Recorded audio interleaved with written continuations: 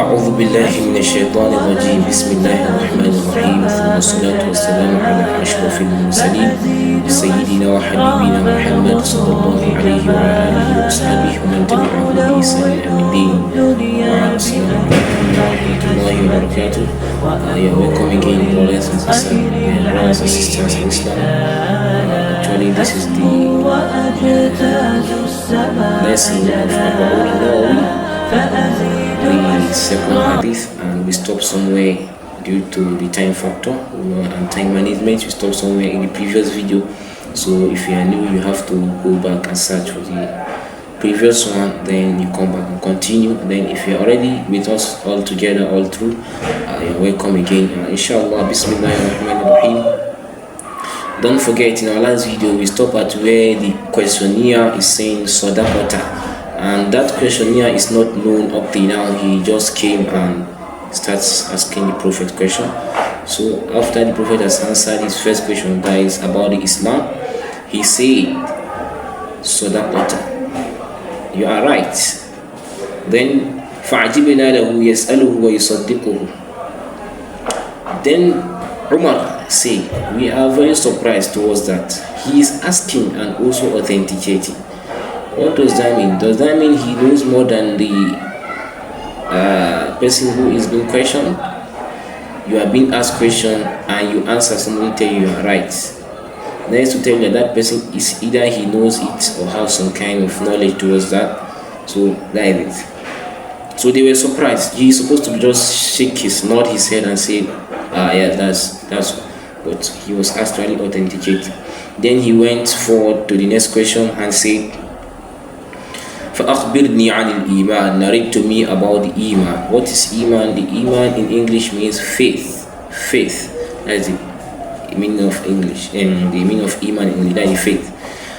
قَالَ. The Prophet answered that quickly, أَن تُؤْمِنَ بِاللَّهِ وَمَلَائِكَتِهِ وَكُتُبِهِ وَرُسُلِهِ وَالْيَوْمِ الْآخِرِ وَتُؤْمِنَ بِالْقَدْرِ خَيْرِهِ وَشَرِّهِ. You should believe in Allah. Number one, you should believe in Allah.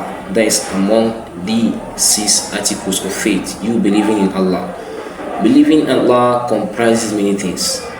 Believing in Allah means for you to not associate any kind of thing with Him. Believing in Allah is for you to do every kind of ibadah, carry out any kind of worship solely because of Him. Believing in Allah is also comprising you not oppressing other ones, and so many that the time cannot allow us to mention them. So believing in Allah comprises many things. Do what you are being commanded and always negate what you are being forbidden to do. Try not to go close to it. That is just it. So that is what believing in Allah means. He alone, wahdahu la sharika lah. You should not attach any partner with it. Today you see some kind of Muslim claiming to be Muslims, but behind the scene you see some kind of activities they normally do with baffles. It baffles a lot. It is not supposed, because you worshiping Allah directly. You're supposed to depend on Him. You're supposed to rely all your body on Him.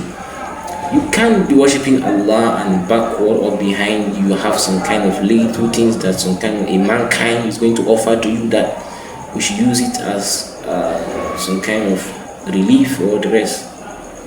All these are also kind of shirk. Believing in Allah makes you to know who Allah truly is. And the more you have faith, the more you tend to understand Allah the most. The more you come closer to Islam, the more you have more knowledge. And that is how new things are going to be opening to you. Your brain going to be wide and exposed to different kind of things. So that is this. Believe in Allah, He alone. Wa malaikatihi. We should believe in the angels. Now, believing in Allah, before we go to the angels, it's kind of comprising 3 things, and that is classified under kind of 3 classification. Number 1, you should believe in Allah with the Tawheed or Uluhiyya, We also have the tajweed in Tawheed Rububiyyah, the Tawheed Asma wa Sifat. Believing in Allah in Tawheed Uluhiyyah simply means you should believe that Allah subhanahu wa ta'ala, that is, you should offer some kind of ibadah, worship to Allah, He alone, without associating partner with that. In times of slaughtering, you should slaughter for Allah, He alone. In times of doing your salat, you should pray your salat to Allah, He alone. In times of vowing, you should vow to Allah, He alone. So all these are uluhiyyah, doing ibadah to Allah, and since make sure you have washed away the dirty in your heart and do it with utmost sincerity. That is uluhiyyah.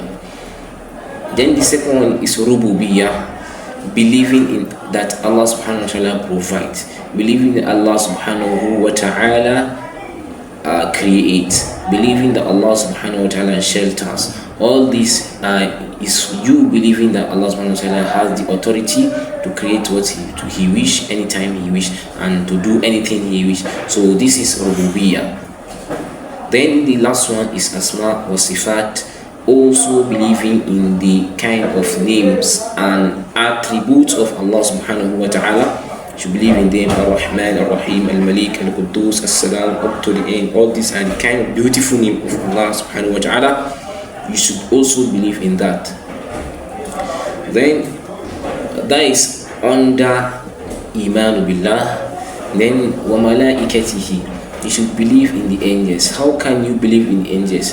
You should have in your mind, you should place it at the back of your mind that they are a set of creatures that they are bodied creatures. They don't eat, they don't drink. All what they are concerned with is what? Is worshipping Allah, He alone, and they never disobey Him. So you should have at the back of your mind that these creatures, they are called the what? They are called the troops of Allah subhanahu wa ta'ala. And Allah has millions angels.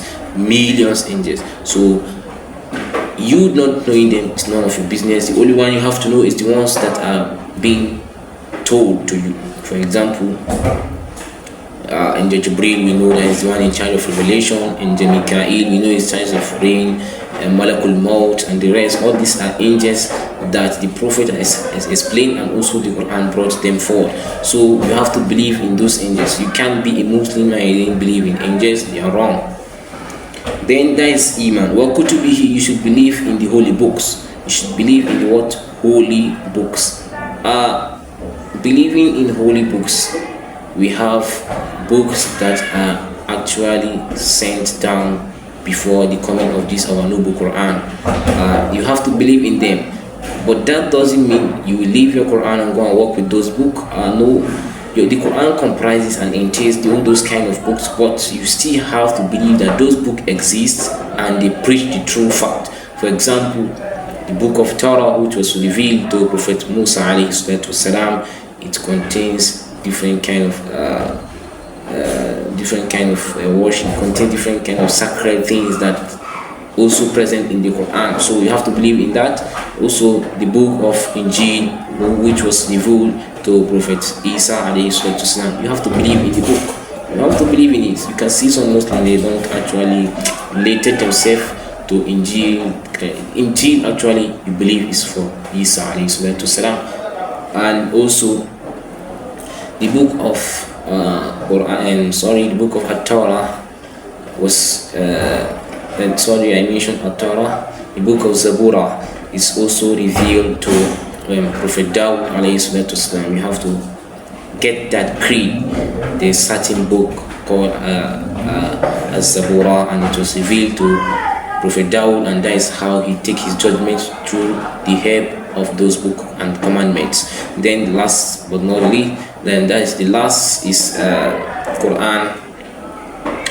The Quran, which comprises all the whole mu'jizat, all the whole miracles, and all in one piece. That is those Injil, Zabur, and Torah is comprising the Quran. You have to believe that, and it was revealed to Prophet Muhammad sallallahu alaihi wasallam. So that is this. You have to believe in the books.